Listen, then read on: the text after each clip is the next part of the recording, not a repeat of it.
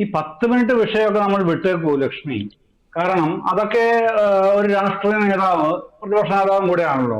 അദ്ദേഹത്തിന്റെ ആവേശത്തിനോ അല്ലെങ്കിൽ അണികളുടെ കൈയടിക്കോ വേണ്ടി പറയുന്നതാണെന്ന് കരുതി നമുക്കങ്ങ് മാറ്റി വെക്കാം അത്. പക്ഷെ പ്രശ്നം, ബേസിക് ഇഷ്യൂ അതല്ലല്ലോ. 600 കുടുംബങ്ങൾ താമസിക്കുന്ന മുനമ്പത്ത് അവർ പോക്കുവരവ് ചെയ്ത് കരമടച്ചു വന്നിരുന്ന അവർ താമസിക്കുന്ന ഭൂമിയിൽ നിന്ന് അവർക്ക് അവകാശമില്ല, നിങ്ങൾ കുടി ഒഴിയണം എന്ന് പറയുന്ന സാഹചര്യം. ഇപ്പോ SYSന്റെ പ്രതിനിധി പറഞ്ഞതുപോലൊന്നും അല്ല കാര്യങ്ങൾ. അദ്ദേഹം പറയുന്നത് 12 റിസോർട്ടുകാരുടെ ഭൂമിയായിട്ട് ബന്ധപ്പെട്ടാണ് അത്ര പ്രശ്നം. എത്ര അടിസ്ഥാനരഹിതമാണ് അത്തരം പ്രസ്താവനകളൊക്കെ. അപ്പൊ ഈ അവിടെ സമരം ചെയ്യുന്ന സമരസമിതിക്കാർക്ക് ഇപ്പൊ ഇവിടെ ഉണ്ടല്ലോ അവിടുത്തെ പ്രതിനിധി, അവിടുത്തെ ഒരു പ്രദേശവാസി തന്നെ ഉണ്ടല്ലോ നമ്മുടെ ഈ ചർച്ചയിൽ. അദ്ദേഹം നുണ പറയുകയാണെന്നാണോ പറയുന്നത്? അവരുടെ പ്രശ്നം ജെന്യുവിൻ ആണെന്നേ. ആ പ്രശ്നത്തിൽ ഒരുപാട് കാര്യങ്ങളും കാരണങ്ങളും ഒക്കെ ഉണ്ടെന്ന് നമുക്ക് എല്ലാവർക്കും ഇപ്പൊ കാണാൻ കഴിയും.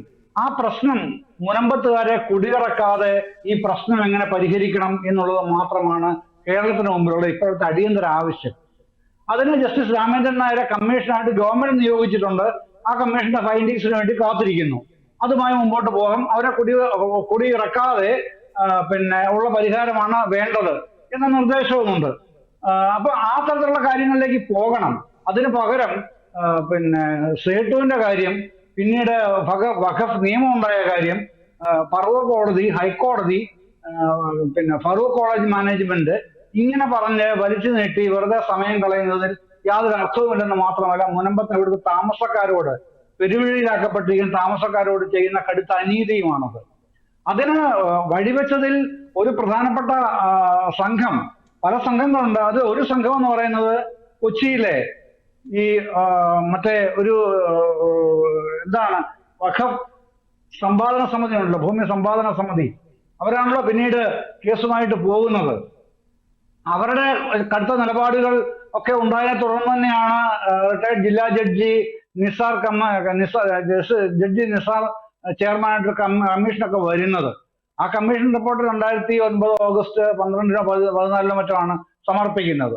അതിനെ തുടർന്നാണല്ലോ പിന്നീട് ഇത്രയും അധികം കയ്യേറ്റങ്ങൾ, 23 കയ്യേറ്റങ്ങൾ ഉണ്ട്. 600 ഏക്കറാണ് പോയിട്ടുള്ളത്. ഏറ്റവും കൂടുതൽ പോയിട്ടുള്ളത് മുനമ്പത്താണ്. ഇപ്പോ ഈ 22 ഏക്കർ കടലെടുത്ത് പോയി. ബാക്കി 188 ഏക്കർ താമസക്കാരുണ്ട്. ബാക്കി 196 ഏക്കർ അവിടെ കിടക്കുന്നുണ്ട്. ഇത്തരം കാര്യങ്ങളൊക്കെ ആ റിപ്പോർട്ടിൽ പറയുന്നുണ്ട്. അപ്പൊ അതുമായി ബന്ധപ്പെട്ട് പിന്നെയും പ്രശ്നങ്ങളൊന്നും ഇല്ലാതെ ജീവിക്കുകയായിരുന്നു മുനമ്പത്തുകാർ.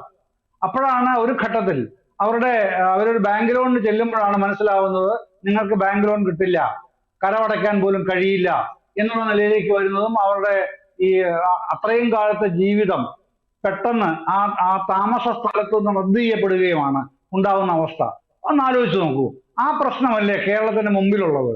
ഇവിടെ LDFിനാണെങ്കിലും UDFിനാണെങ്കിലും BJPക്കാണെങ്കിലും ജനങ്ങളല്ലേ വേണ്ടത്, കൂടെ വേണ്ടത്. അപ്പൊ ഇവിടെ 600 വീട്ടുകാർ പെരുവഴിയിലായിരിക്കുകയാണ്. അവരുടെ ഇതുവരെയുള്ള ജീവിതം, അവിടുത്തെ താമസം ഒക്കെ റദ്ദ് ചെയ്തിരിക്കുകയാണെന്ന് പറയുന്നു. നിയമപ്രകാരം അവർ റദ്ദാക്കപ്പെടേണ്ടവരാണത്രേ എന്ന് ഒരു കൂട്ടർ പറയുന്നു. പക്ഷേ അങ്ങനെയല്ല, നിങ്ങൾക്ക് അവിടെ താമസിക്കാൻ അർഹതയുണ്ട്.